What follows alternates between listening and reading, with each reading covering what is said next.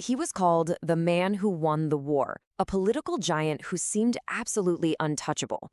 So how on earth did David Lloyd George go from the very peak of power to political exile in just 4 short years? Well, today we're going to break down his dramatic downfall. Let's kick things off with a pretty brutal assessment from a man who once stood right by his side, Stanley Baldwin. This quote, it just nails the central problem with Lloyd George. He was this incredible force of nature, but that very same force could create chaos and, crush everything in its path, including in the end, himself. All right, so before we dive into the fall, you have to understand the view from the top. Because to really get why his downfall was so spectacular, you have to appreciate the incredible height he fell from. Back in 1918, Lloyd George wasn't just some politician. He was a titan standing on the world stage. Coming out of World War I, his power was just immense. He was hailed as a national hero, the guy who had delivered victory for Britain. His political authority wasn't just strong, it felt absolute, totally unshakable. I mean, he was sitting at the table with the most powerful leaders on the planet, literally redrawing the map of Europe. But here's the thing. While he was shaping this new world order, back home, he was caught in a total political crossfire. Some people accused him of being too soft on Germany, while others said he was a vengeful conqueror. It was a classic case of you just can't win. Okay, so he's on top of the world. But what's really fascinating is how quickly the foundations of all that immense power started to show some really serious cracks. That post-war victory high? Yeah, it couldn't last forever. He made this powerful, sweeping promise to a nation that was just exhausted by war, a land fit for heroes to live in. It was this beautiful, inspiring vision.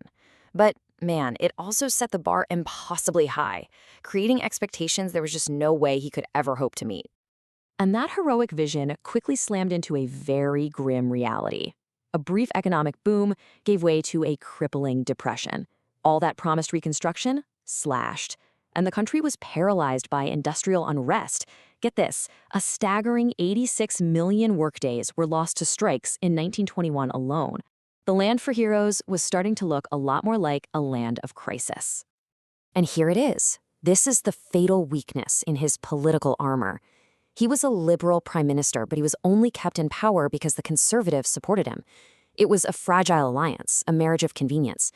And when his key conservative ally, Bonar Law, resigned in 1921, the foundations of his government really started to crumble. So this shaky political foundation made him incredibly vulnerable. And soon enough, a series of scandals would erupt that gave his growing list of enemies the exact ammunition they were looking for. Then came the honors scandal. That number you see, 1,500, that's how many knighthoods he was accused of selling, not to mention nearly 100 peerages. The charge was simple and absolutely devastating. He was trading honor for cash to fund his own political machine. And you gotta understand, this wasn't just about money. No, this was about identity. Lloyd George had built his entire career as this radical outsider, a man of the people fighting against the privileged aristocracy. And now he was being accused of selling access to that very same system. To many, it just looked like the ultimate hypocrisy. Then, in 1922, things got even worse with the Chanak affair. He ordered British troops into a potential conflict with Turkish forces, risking a brand new war, and he did it without even consulting his conservative coalition partners. This painted him as a reckless warmonger, and it just kept chipping away at his credibility at the worst possible time. So you've got the economic turmoil, the crumbling coalition, the public scandals. You can feel it, right? It was all building to a breaking point. And that break came in a single, decisive moment of pure political betrayal. The end was swift and it was ruthless. In October 1922, conservative MPs gathered at the Carlton Club, and the mood in the room was clear. Lloyd George was now a liability. They voted to cut him loose and fight the next election on their own. Just hours later, the man who won the war was out of a job. This quote here, it just says it all. The very man whose support had made Lloyd George prime minister in the first place, Bonar Law, was the one who came back from political retirement to personally deliver the final fatal blow. It's almost poetic, in a really brutal sort of way. So, the Titan has fallen. What was the immediate aftermath of this political earthquake? Was there any way back for the man who had won the war? Well, the election that followed was an absolute bloodbath for the Liberals. The Conservatives stormed to victory, which basically proved they were right. They didn't need him anymore.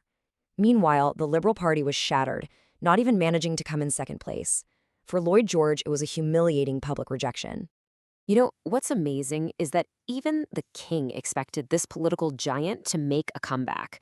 He actually wrote in his diary that he was sure Lloyd George would be prime minister again one day, but he never was.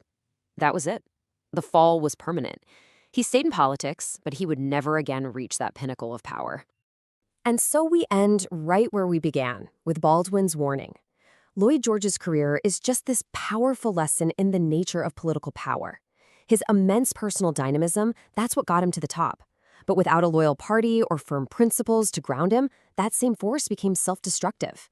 In the end, the Titan was brought down not so much by his enemies, but by the very nature of his own power.